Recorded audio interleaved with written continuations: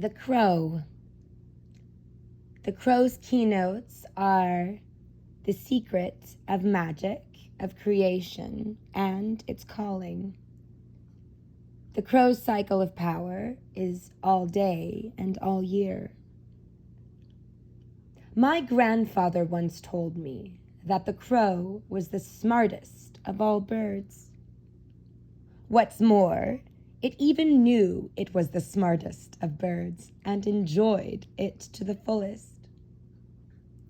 In fact, it was so smart that it chose to stay a crow rather than move on to some other area of evolution.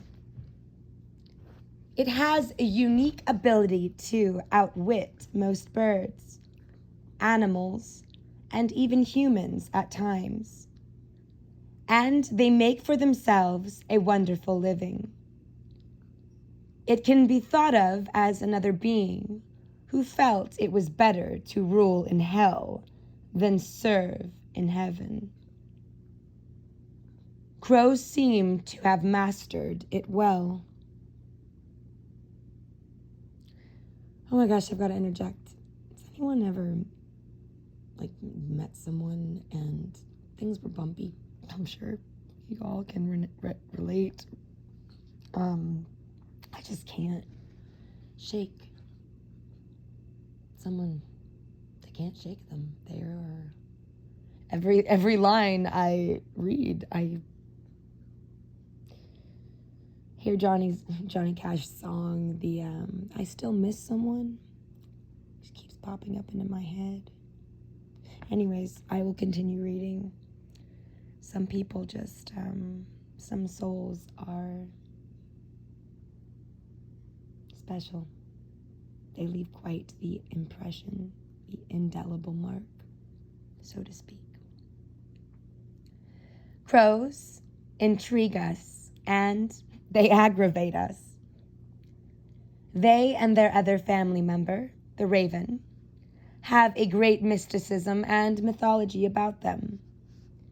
There are actually 5 species of crows, one of which is the raven. Because they are of the same family, the only real difference being in size, it would be beneficial for those with crow as a totem to also study the qualities and mystical aspects of the raven. The first noticeable characteristic about this bird is its striking black color. Sometimes it will have hints of deep blue and purple on the feathers as well. Black is the color of creation. It is the womb out of which the new is born. It is also the color of the night. Black is the maternal color, and thus the black night gives birth to a new day. Although the crow is a diurnal or daytime bird, it reminds us that magic and creation are potentials, very much alive during the day. The crow, because of its color, was a common symbol in medieval alchemy.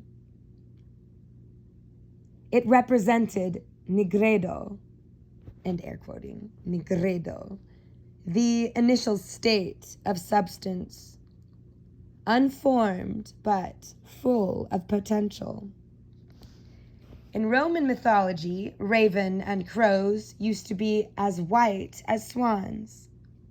In fact, a white crow watched over Apollo's pregnant lover at Delphos.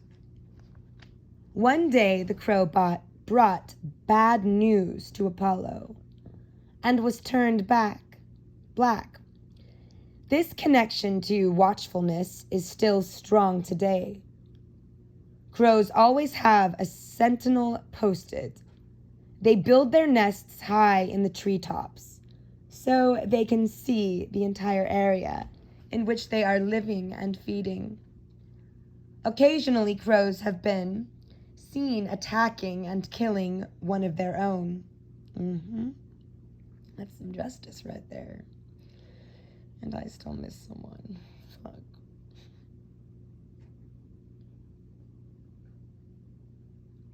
There arose an old belief that the crow, being attacked, was a sentinel who failed. It may also be a reminder of what can happen if we are not watching for magic and creation every day. Watchfulness warns other crows and other animals of intruders and threats, human and animal. They have been observed raising a ruckus when threats, like hunters, are around, warning deer and other birds. They recognize possible dangers, and they always post lookouts when feeding. Their most vulnerable time. That is their most vulnerable time. The frequency, my momentum's a little off today.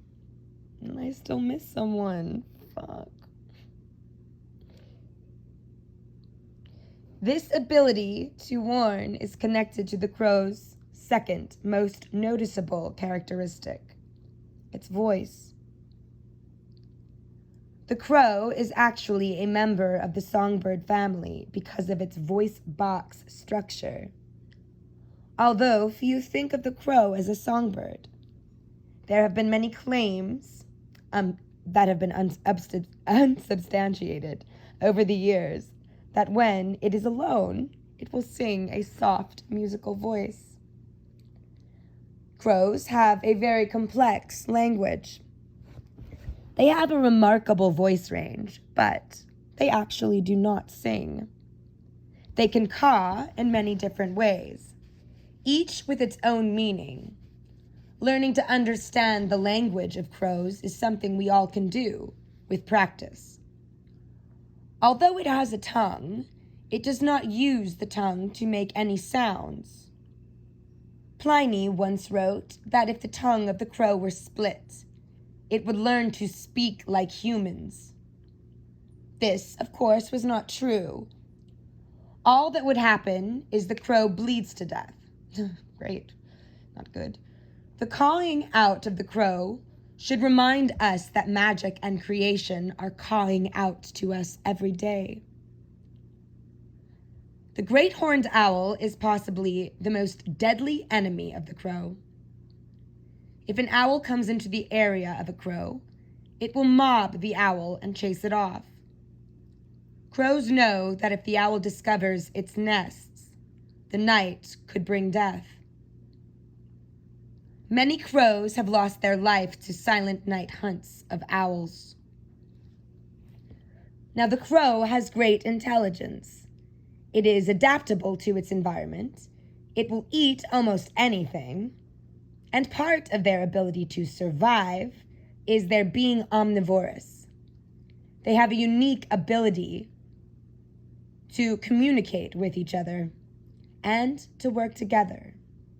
I still miss someone. Fuck. I wish I could send a crow out to deliver a message to a special someone.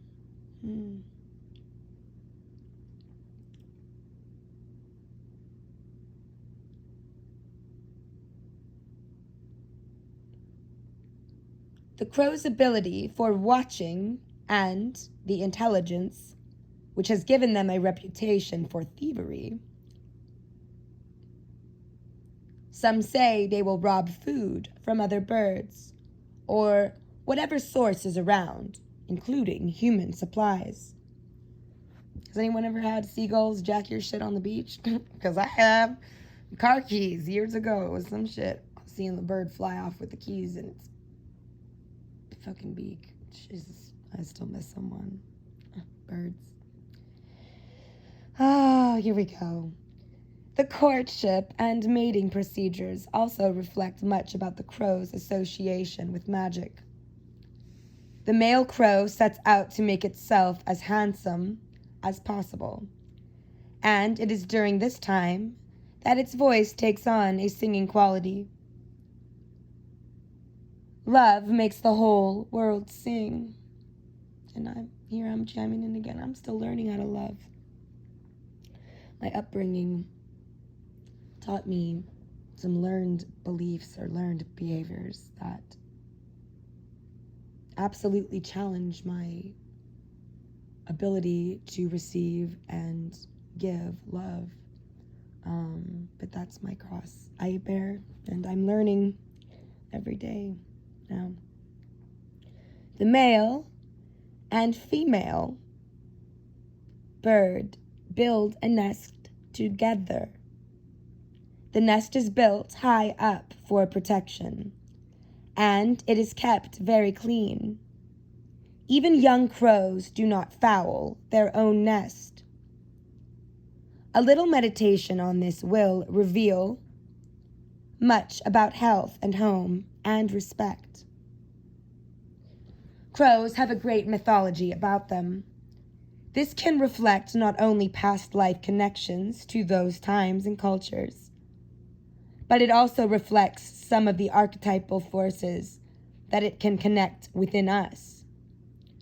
As many animals, crows have been known to predict tornadoes, rain, and other changes in weather by the way they fly.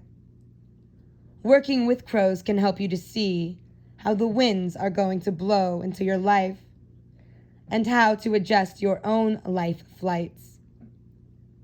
Crows have long been considered magical, and my grandfather once told me how even finding a dead crow was even a sign of good luck. We have spoken of crows and their link to Greek-Roman mythology, but they have appeared in others as well. In China, a three-legged sun crow was worshipped. It was a symbol of solitude. To the Athapascan Indians of Alaska, a crow in the form of a raven was the creator of the world. To the Celts, the crow was also associated with creation.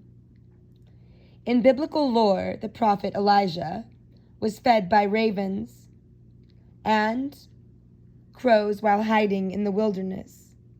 In Norse tradition, the god Odin had two ravens who were his messengers.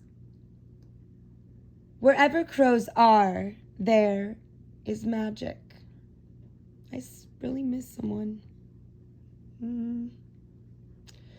Crows are symbols of creation and spiritual strength. They remind us to look for opportunities to create and manifest the magic of life. They are messengers calling to us about the creation and magic that is alive within our world every day and available to us. Lila Wakan. Oh, I still miss someone. Stay woke, family.